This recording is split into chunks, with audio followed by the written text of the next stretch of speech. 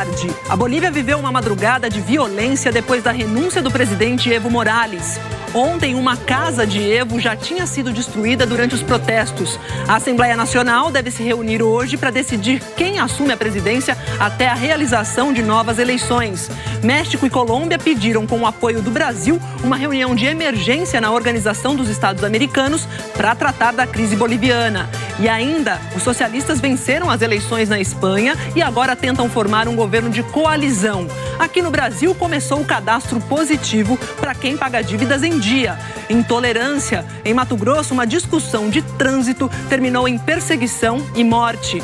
No Rio de Janeiro, criminosos ostentam armas na saída de um baile funk. E um mutirão da Justiça Eleitoral para cadastrar biometria leva milhares de pessoas para filas pelo país. O Jornal Hoje está começando.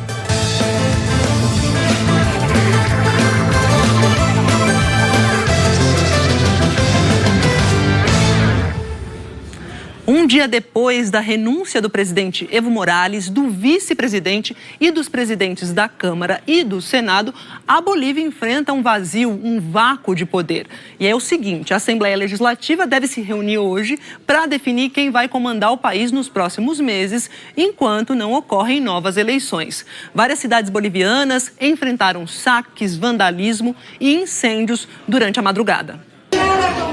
Um vídeo feito com celular mostra como ficou a casa de Evo Morales, que sofreu uma invasão. É incrível, realmente. Um grupo revirou móveis, quebrou objetos e pichou as paredes com palavras como assassino. As imagens foram publicadas na rede social do jornal boliviano El Deber. Evo Morales afirmou na internet que grupos violentos assaltaram a casa dele. Hoje de manhã deu para ver os estragos pelo lado de fora. As janelas e a fechadura do portão foram quebradas e a fachada também foi pichada. Na madrugada de ontem para hoje, foram registrados saques e ataques a residências em várias cidades da Bolívia. Em La Paz, pelo menos 15 ônibus foram queimados. As greves que começaram no estado de Santa Cruz, reduto da oposição, se espalharam por todo o país e hoje completam 20 dias. A previsão é que a Assembleia Nacional da Bolívia se reúna hoje para decidir quem vai comandar o país. A senadora Janine Áñez, do Democratas, é o principal nome. Uma sessão urgente deve primeiro aceitar a renúncia presidencial e depois decidir os próximos passos. As denúncias de fraude nas eleições presidenciais de 20 de outubro foram o estopim para 3 semanas de protestos violentos no país, que deixaram pelo menos 3 mortos e centenas de feridos. A Organização dos Estados Independentes fez uma auditoria dos votos e ontem pediu para que a eleição fosse anulada e que o processo eleitoral começasse novamente. O chefe das Forças Armadas pediu que Evo Morales deixasse o cargo. Que renuncie a seu mandato presidencial. Num anúncio pela televisão, o presidente, que estava no poder desde 2006, anunciou a renúncia. Renunciar a meu cargo de presidência. O vice-presidente Álvaro Garcia Linera também renunciou, assim como o presidente da Câmara e a presidente do Senado, o que provocou um vácuo de poder no país. Eles disseram que foram vítimas de um golpe cívico. Evo disse que decidiu ouvir os pedidos da Igreja Católica e de seus apoiadores da Central Sindical Operária. Mais cedo, um líder de um sindicato pró-governo disse que Morales devia se afastar, se isso ajudasse a acabar a onda de violência.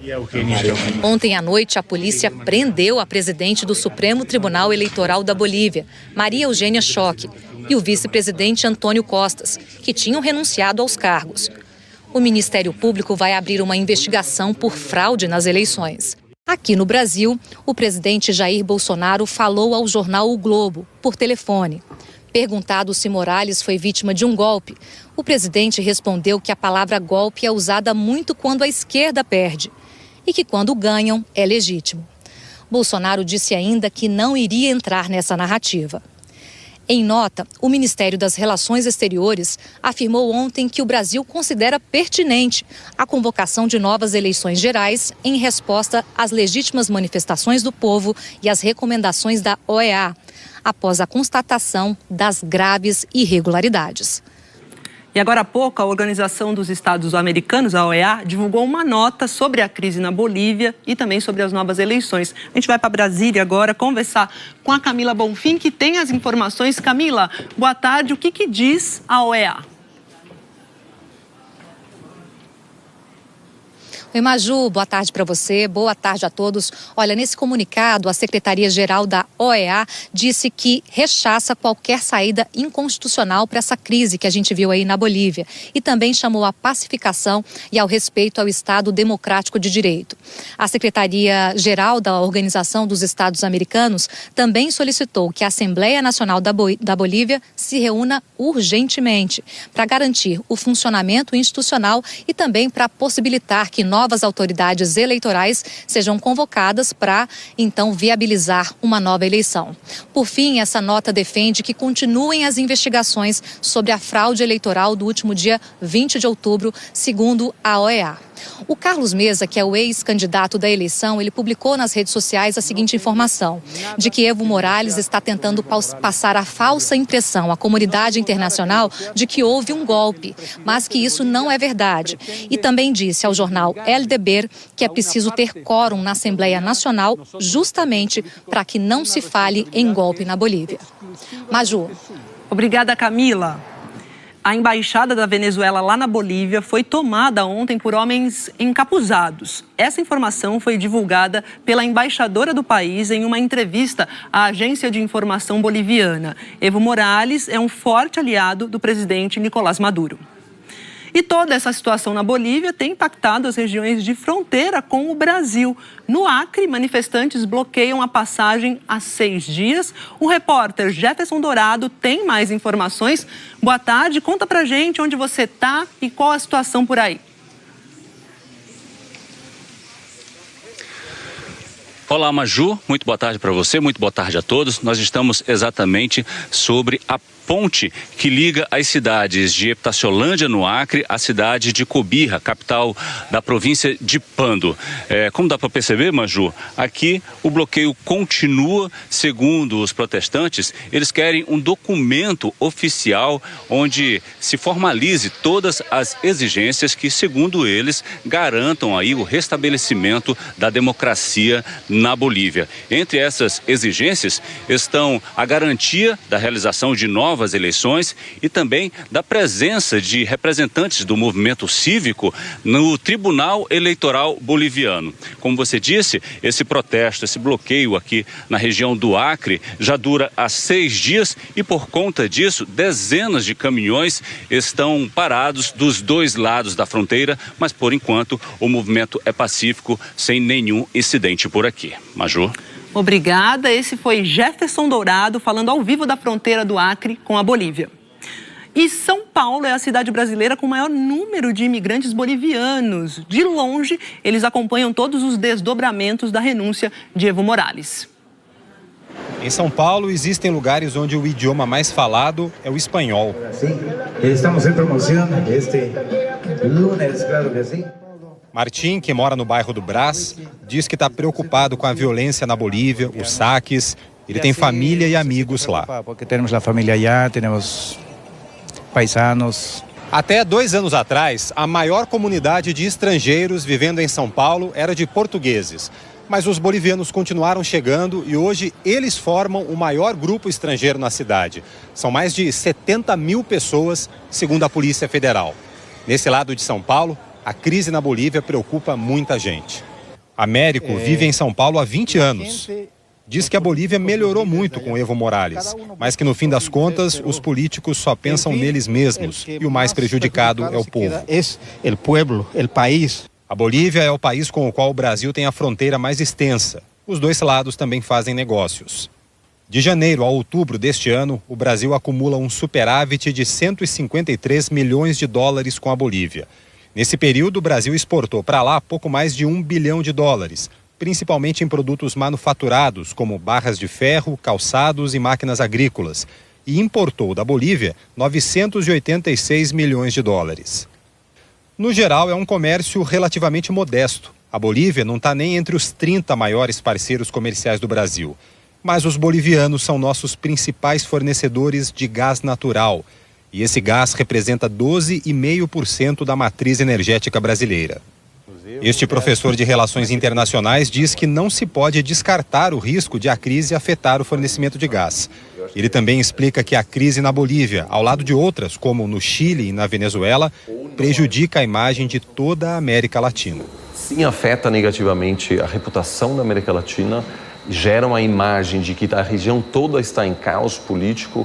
Isso também assusta investidores, mesmo investidores que pensam em investir no Brasil.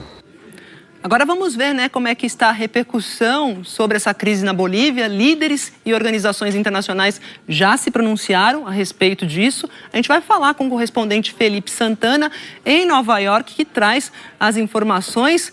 O que se diz aí nos Estados Unidos, Felipe? Boa tarde. Oi, Maju, tudo bem? Boa tarde para você e a todos. O Departamento de Estado americano emitiu uma notinha curta agora de manhã, pediu só que lideranças civis mantenham o controle durante essa transição de poder na Bolívia e que ajudem a evitar a violência nas ruas. O porta-voz da ONU se manifestou ontem à noite, pediu que a Bolívia respeite as leis internacionais. Agora é o governo mexicano que está se manifestando bastante, está sendo firme na posição de que o que aconteceu na Bolívia foi um golpe. O ministro das Relações Exteriores disse isso hoje de manhã, disse que o pedido dos militares para que Evo Morales renunciasse vai contra a Constituição da Bolívia. E aí o presidente López Obrador endossou essa posição do ministro das Relações Exteriores. O México ofereceu asilo a Morales, mas o ex-presidente boliviano ainda não se manifestou. Eles também pediram uma reunião de emergência da OEA, seguindo o que já tinha feito a Colômbia. A Rússia também chamou de golpe, pediu que as forças políticas agora ajam responsavelmente na Bolívia. A Bolívia e a Rússia firmaram agora em julho uma série de acordos comerciais, inclusive a construção da usina nuclear mais alta do mundo, perto de La Paz, Maju. Então, os dois países estavam construindo aí uma relação e, por isso, a Rússia se manifestou desse jeito. Obrigada, Felipe. A gente volta para o Brasil, porque o fim de semana foi violento no trânsito no Distrito Federal. A mistura de bebida e direção, que nunca dá certo, terminou com 3 acidentes graves. No pior deles, um ciclista morreu atropelado. As marcas do atropelamento estão no carro do motorista Marcos Luiz Santos da Rocha, de 34 anos. Segundo a polícia, ele atropelou o ciclista Rubens da Rocha Moura, em Ceilândia, no domingo de manhã. A vítima morreu no local do acidente. Ainda de acordo com a PM, o motorista fugiu sem prestar socorro, mas foi abordado e preso em uma blitz. E o teste do bafômetro acusou alto índice de bebida alcoólica. No começo ele falou que não havia ingerido bebida alcoólica, e ele resolveu assoprar o bafômetro e constou 0,59, quase 2 vezes o limite que é considerado crime. O motorista vai responder por crimes como embriaguez ao volante e homicídio culposo na direção de veículo. Em outro caso, um vídeo mostra um carro em alta velocidade saindo da rua em Vicente Pires.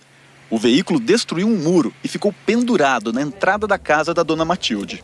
Uma sensação horrível. A gente sente assim, parece que insegura. Uma coisa muito difícil.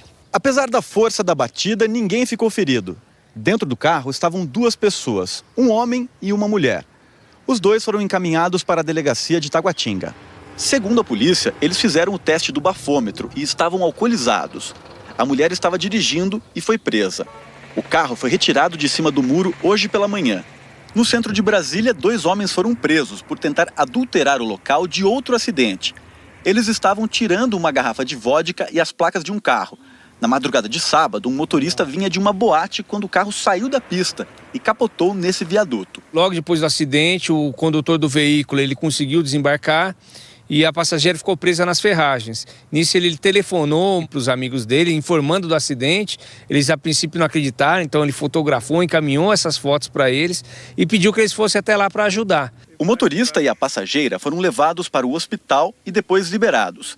Ele vai responder por lesão corporal culposa e embriaguez ao volante. O motorista desse último caso, Denis Ferreira de Araújo, passou por audiência de custódia no domingo e saiu depois de pagar R$20 mil de fiança. Os 2 amigos dele foram liberados depois de pagar R$1.000 de fiança e vão responder por fraude processual. No caso do carro que foi parar num muro em Vicente Pires, a Polícia Civil informou que a motorista está em liberdade provisória. E no caso do atropelamento do ciclista, o advogado do motorista, Marcos Luiz Santos da Rocha, preferiu não se manifestar para, segundo ele, não atrapalhar o andamento das investigações. Caso de violência no trânsito, uma mulher que estava no carro com o namorado foi assassinada na cidade de Sorriso, em Mato Grosso. Um motorista se irritou porque eles não deram passagem. Júlia Barbosa de Souza tinha 28 anos. Ela era moradora de Cornélio Procópio, no Paraná.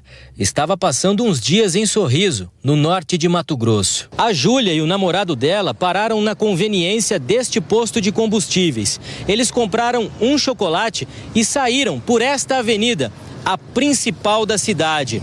A Júlia estava no banco do carona. O namorado dela dirigia o veículo. Segundo a polícia, o principal suspeito de ter feito o disparo começou a forçar a passagem no trânsito. Como não conseguiu, passou a perseguir o casal. A imagem da câmera de segurança do posto mostra o momento em que a caminhonete onde estavam a Júlia e o namorado saiu da conveniência. Eles estão na caminhonete da frente. Atrás, uma outra caminhonete, também de cor branca, está o suspeito, Jackson Furlan, de 29 anos. A morte da engenheira aconteceu minutos depois. A bala atravessou o vidro do veículo e atingiu Júlia na cabeça. A vítima chegou a ser socorrida, mas não resistiu. O suspeito se entregou ontem. Jackson Furlan disse que é produtor rural. Ele não entregou a arma que foi usada para matar a engenheira. O delegado disse que Jackson não tem porte ou posse. Não houve discussão entre as pessoas, houve uma irritação apenas pelo trânsito lento naquele local. Isso foi o suficiente. O corpo de Júlia Barbosa de Souza será enterrado na cidade dela, Cornélio Procópio, no Paraná. E no Rio de Janeiro, homens armados foram flagrados hoje cedo na Cidade de Deus, que é na zona oeste lá do Rio. As imagens, a gente vê aqui, ó, foram feitas pelo Globocop na saída de um baile funk. Alguns bandidos armados circulavam de moto, olha só aqui no telão, e no meio dos jovens. Em nota, a Polícia Militar do Rio disse que prendeu 3 suspeitos e apreendeu 2 armas de fogo hoje na Cidade de Deus. E também que apreendeu 445 fuzis em todo o Rio de Janeiro, de janeiro a setembro deste ano. E ainda no Rio de Janeiro, moradores da Barreira do Vasco, na Zona Norte, estão revoltados com a morte do garçom Francisco Laércio, atingido por um tiro na cabeça durante uma ação policial. Nós mostramos esse caso aqui no sábado, no Jornal Hoje. 3 PMs estão sendo investigados. Quem conhecia Francisco Laércio Paula de Lima não se conforma com a morte dele. O garçom de 26 anos trabalhava há um ano nesse bar na Lapa e dividia a alegria com os colegas, todos da mesma cidade, Ipaporanga, no Ceará. Um cara que veio do Nordeste, como a gente, que é todo nordestino, vem para cá para tentar conseguir uma vida e agora ter que voltar para casa, ter que ir para casa dos pais dentro de um caixão, entendeu? É revoltante. Na manhã de sábado, quando chegava do trabalho, Francisco levou um tiro. Testemunhas culpam policiais militares que estavam na comunidade. Estava tendo operação nenhuma. Ele estava tomando café. Não teve tiroteio, não teve nada. Segundo testemunhas, Francisco Laércio foi baleado na cabeça exatamente em frente a esta casa, numa das principais ruas da Barreira do Vasco. Francisco tinha se casado há 3 meses. Na mochila, carregava uma sandália de presente para a esposa. Foi para matar. Tava chegando, gente. Olha, como? Com um copo de café na mão. Com a sacola, lembrança da sanduicheira.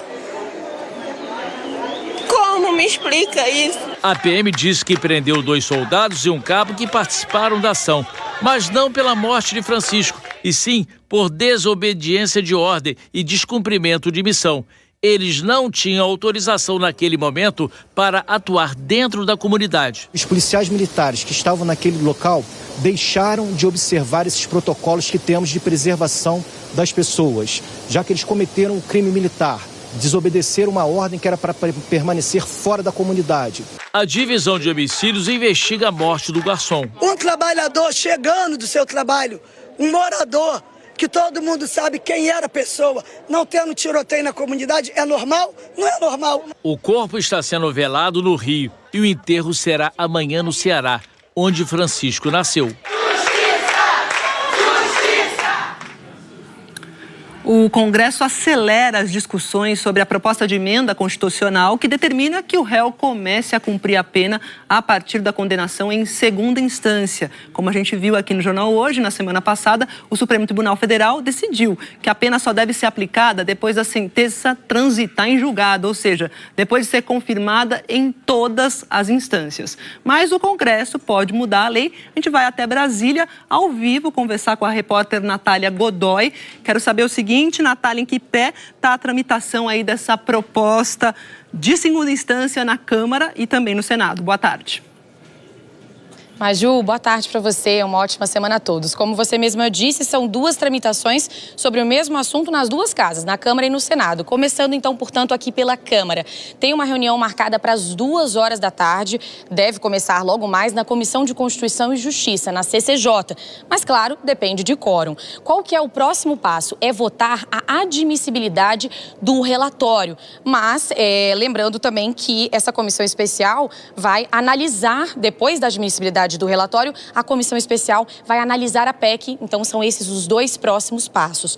O deputado federal Alex Manente, do Cidadania, autor da PEC na Câmara, disse que espera votar essa admissibilidade até amanhã. Agora vamos para o Senado. Essa PEC lá no Senado sobre o mesmo assunto também está nessa mesma fase, precisa ser votada a admissibilidade, mas pelo que eu vi aqui, só deve ser na semana que vem. Lembrando que a PEC, a proposta de emenda à Constituição, tem uma tramitação diferente, é mais lenta, tem que ter votação nas duas casas e em 2 turnos e depende de uma maioria que não é simples, ou seja, de 308 deputados e de 49 senadores. E, Maju, também essa semana é uma semana atípica aqui em Brasília, porque tem reunião da cúpula dos BRICS na 4ª e na 5ª. Então, de dias úteis mesmo aqui para o Congresso, tem hoje e amanhã. A gente vai acompanhar como é que fica essa tramitação das duas PECs, na Câmara e no Senado. Maju? Obrigada, Natália. Pois é, quando se fala em PEC, o assunto é demorado e a gente vai falar sobre PEC, sobre essa proposta de emenda constitucional que trata da prisão após condenação em segunda instância, com a Andréia Sadi, que hoje está lá no Rio de Janeiro. Andréia, tudo bem? Boa tarde. Quero saber de você o que dizem aí os líderes do governo no Congresso sobre esse assunto. Qual a esperança deles? Maju, boa tarde a você, boa tarde a todos. Maju, você que gosta de expectativa versus realidade, eu fui tirar a temperatura com os líderes do governo, de fato, da expectativa real para votar essa proposta de emenda à Constituição no Congresso ainda neste ano. O líder do governo no Congresso, que é o senador Eduardo Gomes, por exemplo, me disse que a PEC ela pode até ser aprovada na CCJ, mas ele acha difícil essa aprovação no plenário ainda neste ano.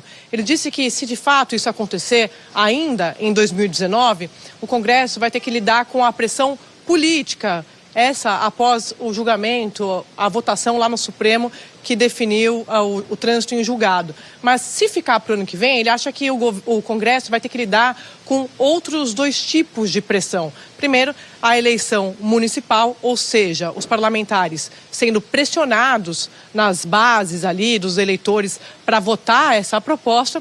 E o segundo motivo, o segundo item que ele apontou é a possível transferência, na verdade a mudança da composição do Supremo Tribunal Federal, porque no ano que vem tem essa previsão de sair o ministro Celso de Mello, que é o decano da Corte, quem indica ministro do Supremo é o presidente da República. Então, a gente vai acompanhar esses itens nesse xadrez no ano que vem na avaliação do senador Eduardo Gomes. Ele é o líder do governo no Congresso, como eu disse. O líder do governo na Câmara, que é o deputado Major Vitor Hugo, me disse o seguinte, que o governo ainda vai decidir, avaliar qual vai ser o grau de envolvimento do Palácio do Planalto na votação dessa PEC. Mas ele vai votar a favor, lembrando que vários integrantes do governo já se colocaram, já postaram nas redes sociais que são a favor da votação da segunda instância. O próprio presidente Jair Bolsonaro, o ministro da Justiça, Sérgio Moro. Hoje, Maju, para devolver para você aí no estúdio, tem uma reunião prevista desses líderes do governo com ministros do Palácio do Planalto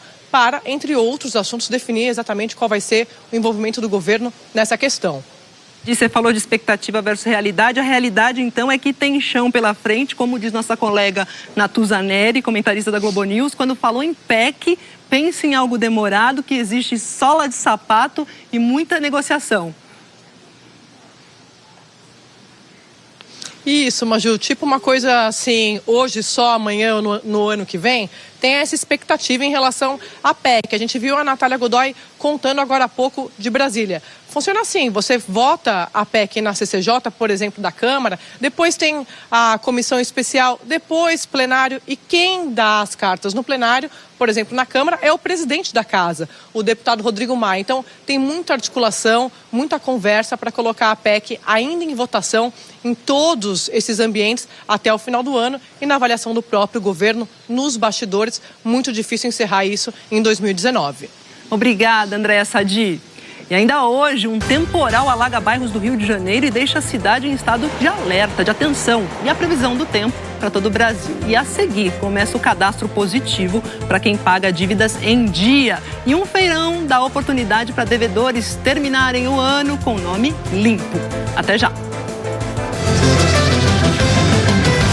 Começa hoje uma fase importante da implantação do cadastro positivo. Bancos e instituições financeiras vão começar a mandar as informações dos clientes para as administradoras do cadastro. Aí, com isso, os cadastros dos bons clientes, aqueles que pagam tudo direitinho, vão ser abertos automaticamente. Esses consumidores vão ser avisados e, se quiserem, podem recusar. O Roman é daquelas pessoas que nunca deixam uma conta atrasar. Eu sou muito pé no chão com relação ao orçamento. Então, assim, eu pago tudo em dia porque eu não costumo gastar mais do que eu ganho. Eu me planejo bastante para não dar o passo maior do que a saia. A partir de hoje, os 5 maiores bancos do país e cerca de outras 100 instituições financeiras começam a compartilhar informações sobre o histórico de pagamento dos clientes. Os dados serão enviados para as 4 empresas autorizadas pelo Banco Central a administrar o cadastro positivo. Quem tem as contas em dia recebe uma pontuação ou score. Dependendo da nota, se mais alta ou mais baixa, as empresas ou bancos podem avaliar o risco de inadimplência e até oferecer taxas diferenciadas. Pagar as contas em dia e manter os dados cadastrais atualizados ajudam a ter notas mais altas. A lei do cadastro positivo está em vigor desde 2013 e este ano foi alterada. Agora a inclusão dos consumidores é automática. Os bancos vão enviar uma mensagem para os clientes informando o que o consumidor deve fazer se quiser ser retirado do cadastro. Com a inclusão automática, a expectativa é que 100 milhões de pessoas estejam no cadastro positivo. Esse número deve aumentar nos próximos meses, quando também serão compartilhadas as informações sobre pagamentos das companhias telefônicas, empresas de água, luz, gás e também do setor varejista. A ideia é incluir no cadastro positivo consumidores que hoje não estão na rede bancária. Para este planejador financeiro, o cadastro positivo pode servir de incentivo para que as pessoas mantenham as contas em dia. Como todo mundo tem que pagar a conta, como as contas vencem mensalmente, eu acredito que isso pode sim influenciar o mercado como um todo a ter aquela mentalidade de que está participando de algo positivo e que vai no futuro trazer um benefício para ela. O Roman, aquele que paga tudo certinho, espera receber dos bancos um benefício prático do cadastro positivo, que recompense a boa disciplina financeira. A diferença entre ter um cadastro positivo bom e não ter. E aí a pessoa fazer uma comparação e chegar à conclusão que é bom sim ser um bom pagador. Agora, o outro lado. O Brasil tem hoje mais de 63 milhões de consumidores inadimplentes. Para tentar uma solução para essas pessoas, começou hoje em todo o país o Feirão Limpa Nome. O número é alto. 63 milhões e 300 mil consumidores têm pelo menos uma dívida em atraso. E hoje eles ganharam uma chance de renegociar essas contas com 30 empresas de telefonia, bancos, de crédito, faculdades. Hoje eu quero sair daqui com o nome limpo, em nome de Jesus. O Feirão Limpa Nome este ano tem uma novidade, as bicicletas. Técnicos vão rodar algumas cidades do país para tirar dúvidas e negociar as dívidas. Coberval chegou cedo.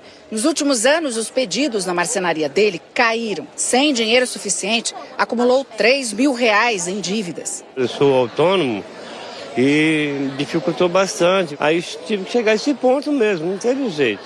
Uma pesquisa da Serasa Experian mostrou os motivos do endividamento. Em primeiro lugar e disparado, o desemprego. Em seguida, a falta de controle do consumidor. O terceiro motivo da inadimplência chamou a atenção dos pesquisadores. O número de pessoas que emprestam cheque ou cartão para parentes ou amigos. Elas representam 11% dos inadimplentes. São 7 milhões de brasileiros nessa situação. Pessoas chegarem aqui e se depararem com dívidas que nem sabiam que estavam em seu nome. Muitas vezes as pessoas são os aposentados, os pensionistas. Num contexto onde a família está precisando de pegar um empréstimo ou um cartão de crédito, acaba pedindo para essas pessoas e essas pessoas também acabam ficando inadimplentes. Seu José tinha uma dívida antiga com o banco. Conversou, negociou e conseguiu abater mais de 90% dos juros e das taxas. O que o senhor achou dessa negociação? Achei legal. Eu fui o premiado, né? O seu Roberval também conseguiu um descontão. Oportunidade que não é sempre, né? Então vamos aproveitar para entrar o ano com um sorriso mais aberto, né? E o consumidor também pode fazer a renegociação da dívida em atraso pela internet. Essas informações estão na página do Jornal Hoje. E ainda hoje, a Polícia Federal vai investigar a denúncia de vazamento da prova do Enem e as filas para cadastrar biometria na Justiça Eleitoral. E a seguir, um temporal alaga bairros do Rio de Janeiro e deixa a cidade em estado de atenção. E a previsão do tempo para todo o Brasil com a Eliana Marques. A chuva chegou com tudo ao Rio de Janeiro hoje. A cidade já está em estágio de atenção. Várias ruas ficaram alagadas, inclusive aqui está o repórter Guilherme Peixoto, na zona oeste da cidade. Fala com a gente agora. Boa tarde, Guilherme. É impressão? Parou de chover um pouco? Qual é a situação no momento? Agora parou, viu, Maju? Boa tarde para você, uma boa tarde para todo mundo, mas agora há pouco já tinha chovido forte e o que estava ruim ficou pior. Olha só como é que está a comunidade da Muzema, aqui na Zona Oeste. Não se vê onde é rua e onde é calçada. O alagamento é muito grande. Só os ônibus mais altos conseguem passar. Olha lá, os carros mais baixos ficam assim, no meio do alagamento. Tem muito morador preso, ilhado dentro de casa. E a situação do comércio, então? Olha só, a gente está agora numa calçada que fica mais elevada que o nível da rua. Está quase chegando na altura da bota. Aqui o comerciante chegou a colocar uma proteção para tentar impedir que a água entrasse, mas nem isso adiantou. Até a geladeira está lá dentro boiando no meio desse alagamento. A gente tem outras imagens para mostrar. Choveu forte no centro, na zona sul, na zona norte, na zona oeste.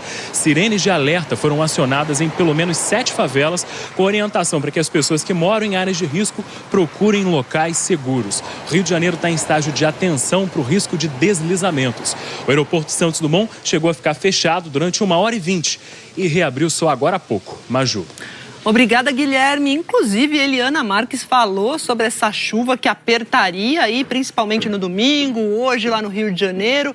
Boa tarde, Eliana. Boa tarde para você, Maju. Boa tarde a todos. Essa chuva deve continuar forte por lá hoje? Sim, tem esse risco, infelizmente, porque tem uma frente fria avançando e ela está espalhando as instabilidades por todo o estado do Rio de Janeiro, Maju, e até hoje à noite. E quais as áreas onde o risco é maior? Bom, vamos falar do Grande Rio, então, também da região da Costa Verde, do sul do estado.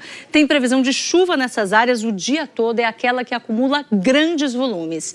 Na região serrana, na região dos lagos e no norte do estado, que a gente vê em amarelo aqui no mapa, previsão de temporais. Pode ser uma chuva de curta duração, só que forte também. Na cidade do Rio, máxima de 28 graus, em Angra dos Reis, 26, em Nova Friburgo, na Serra, 21 graus, já deu essa máxima, tá esfriando, Maju. Pois é, Eliana, por falar em estar esfriando, aqui em São Paulo já está mais friozinho, o tempo mais fechado. Qual que é a previsão para a capital paulista? Bom, Grande São Paulo pode ter chuva também com intensidade no máximo moderada. A mesma coisa vale para Florianópolis e para Curitiba, todas elas com temperaturas baixas. Em Porto Alegre já está mais abafado, máxima de 27 graus. Em Belo Horizonte, 34, 35 em Vitória, em Goiânia, também em Cuiabá e em Belém. Lá em Rio Branco, 28 de máxima. 38 em Teresina e 32 em Salvador. O Nordeste continua com predominância aí de tempo firme. Já na região norte, a gente tem um tempo bem mais fechado aqui, olha, entre Acre e Rio Branco e Rondônia, melhor dizendo. Centro-oeste com pancadas de chuva, também parte de Minas, do Espírito Santo, interior de São Paulo e também parte do Paraná, possibilidade de pancadas de chuva. Em Santa Catarina, onde teve temporal em Lages ontem à noite, hoje a chuva enfraquece. E no Rio Grande do Sul, castigado pelos temporais na semana passada, tempo firme hoje em grande parte do estado. E Eliana, semana só começando, temos feriado pela frente, semana mais curta. O que já dá para destacar? Bom, vou falar de amanhã, a chuva perigosa amanhã vai avançar lá para o norte do estado do Rio de Janeiro, vai chegar até o sul do Espírito Santo, também pegando grande parte ali da região norte. Nas áreas em amarelo, aí é uma atenção para a chuva, significa que a chuva pode ser forte também em alguns pontos. Ao longo da semana, a chuvarada vai se intensificar entre o sul de Minas Gerais até a divisa com Rio de Janeiro e São Paulo, pegando também parte da região sul e Mato Grosso do Sul. Olha, Campo Grande tem previsão de uma semana inteirinha bem chuvosa, com tempo firme só no sábado. E aqui em São Paulo, garoa e friozinho continuam ainda amanhã. A chuva aumenta justamente na quinta-feira e na sexta, os dias que a gente tem aí a saída para o feriadão, Maju. Justo no feriado, Eliana Marques. A gente vai atualizando amanhã. Sem dúvida. Boa tarde, até amanhã. Olha, os espanhóis foram às urnas ontem pela 4ª vez em 4 anos. O socialista Pedro Sánchez venceu, mas não conseguiu de novo maioria absoluta no parlamento para governar, né? O resultado ainda apontou o crescimento da extrema-direita no país. Na Espanha de hoje, impossível um governo só de esquerda ou só de direita. 7 meses depois da última eleição, os espanhóis veem outra disputa nas urnas sem vencedores. O partido do primeiro-ministro interino, o líder socialista Pedro Sánchez, ficou em primeiro lugar com 120 cadeiras. Mas juntos, os grupos de esquerda não conseguiram a maioria no parlamento para poder governar sem alianças. O Partido Popular, de direita, cresceu e chegou em segundo, passando de 66 assentos para 88. Mas a novidade mesmo foi o crescimento da extrema-direita, que se tornou a terceira força política do país. Os populistas do Vox conquistaram mais que o dobro de cadeiras em comparação às últimas eleições de abril. É importante para o Vox, é significativo, mas não é uma vitória como tal. Então, de certa forma, todos perderam algo nas eleições, disse o analista político Miguel Murado. Além da onda populista em outras partes da Europa e a posição anti-imigrante do Vox, o partido faz oposição ao movimento de independência da Catalunha, que tem ganhado espaço e tomado com frequência as ruas de Barcelona. O separatismo dos catalães despertou outro nacionalismo, o espanhol.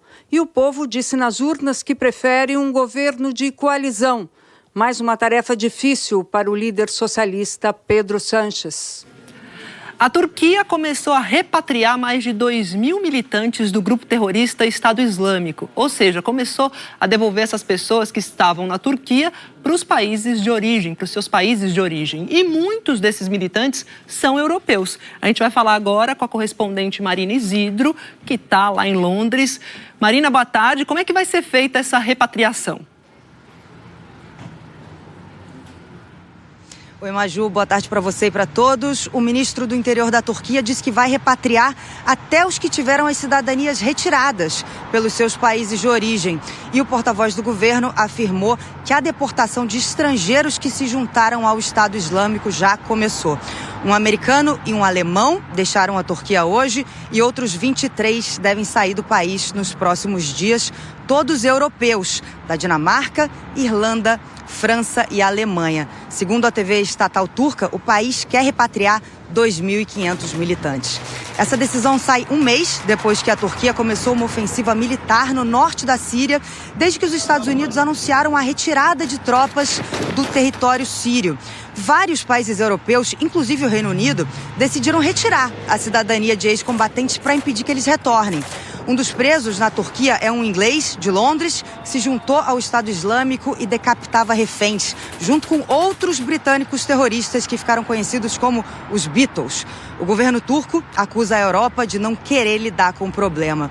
Hoje em dia existe um grande debate por aqui se essas pessoas devem ser julgadas onde cometeram os crimes ou nos países onde nasceram. Maju. Obrigada. E a seguir, a Polícia Federal vai investigar a denúncia de vazamento da prova do Enem e as filas para cadastrar biometria na Justiça Eleitoral. Até já.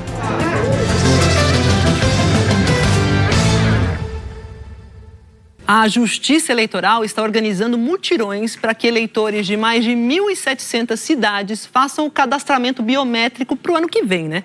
Hoje, muita gente acordou cedo para garantir o voto com o reconhecimento das impressões digitais. Era bem cedo quando os primeiros eleitores de Fortaleza começaram a chegar para o mutirão do TRE. Os portões do centro de eventos nem tinham sido abertos e a fila já era grande. Nada agradável, mas quem não fez a programação anteriormente, né, vai ter que submeter isso aqui mesmo. Na hora da entrada houve tumulto. Aqui em Fortaleza, o cadastramento da biometria começou há 5 anos, mas só nos últimos dias o movimento cresceu na Justiça Eleitoral. A cidade tem quase 1.800.000 eleitores, mas 30% ainda não registraram a digital no TRE. E o prazo termina agora, no próximo dia 29. Quem não fizer o cadastramento vai ter o título cancelado e não vai poder votar nas próximas eleições. Foi o que aconteceu com 3 milhões de brasileiros na última votação. Esse eleitor ele fica impedido de emitir passaporte, impedido de contrair empréstimos em instituições bancárias oficiais, impedido de matricular-se em instituição pública de ensino, impedido de tomar posse em cargo público, todas atividades que exigem a quitação com o TRE. No mutirão que começou hoje em Fortaleza, foram instalados 120 guichês com capacidade para atender até 6.000 eleitores por dia. Seu Francisco saiu da lista dos 550.000 eleitores que ainda não tinham cadastramento biométrico em Fortaleza. Dever cumprido, agora só esperar a eleição para votar, né? 3 cidades do Maranhão também fazem mutirão para atender 26 municípios do estado. O trabalho vai até o dia 12 do mês que vem. Mesmo onde a biometria não é obrigatória, a Justiça Eleitoral pede que os eleitores façam o cadastramento para votar apenas com reconhecimento das impressões digitais. Segundo os tribunais eleitorais, o processo é mais seguro.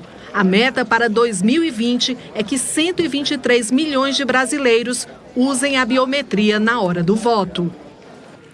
Ontem foi o último dia do Enem 2019, acabou a ansiedade para vários estudantes aí, ó. Dos mais de 5 milhões de inscritos, 3 milhões e 700 mil fizeram a prova. A abstenção nesse ano foi de 27%. Os gabaritos vão ser divulgados depois de amanhã, quarta-feira, dia 13 de novembro. Agora, os resultados individuais só em janeiro do ano que vem. E a Polícia Federal vai investigar a denúncia de que fotos da prova de ontem circularam enquanto o Enem ainda estava sendo realizado. De acordo com o jornal o Globo, as imagens foram compartilhadas por volta de 4h30 da tarde. O ministro da Educação, Abraham Weintraub, disse que a divulgação antes do prazo não comprometeu o exame, porque nessa hora todos os candidatos já estavam fazendo a prova. Para o Ministério, não houve vazamento e sim uma quebra de protocolo. O INEP, que organiza a prova, registrou boletim de ocorrência e está montando o processo administrativo para encaminhar à Polícia Federal. Essa segunda prova do Enem foi sobre ciências da natureza e os candidatos responderam perguntas de biologia, matemática, física, química.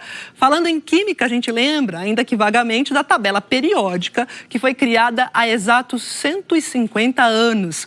Por isso, a Unesco definiu 2019 como o ano dela, o ano internacional da tabela periódica. Mais importante do que decorar essa tabela é saber para que ela serve. Bela, magrela, casou com o senhor, barão, ratão. Lembra disso aqui? Não. Tabela periódica, química, sofrimento no cursinho. Nossa, odeio química, não gosto de química.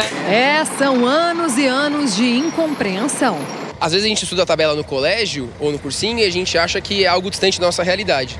Mas, na verdade, os elementos que a gente estuda na tabela estão presentes no nosso dia a dia. E é só olhar em volta para entender o que diz o professor. Do tênis da senhora, tem uma série de fibras poliméricas aí.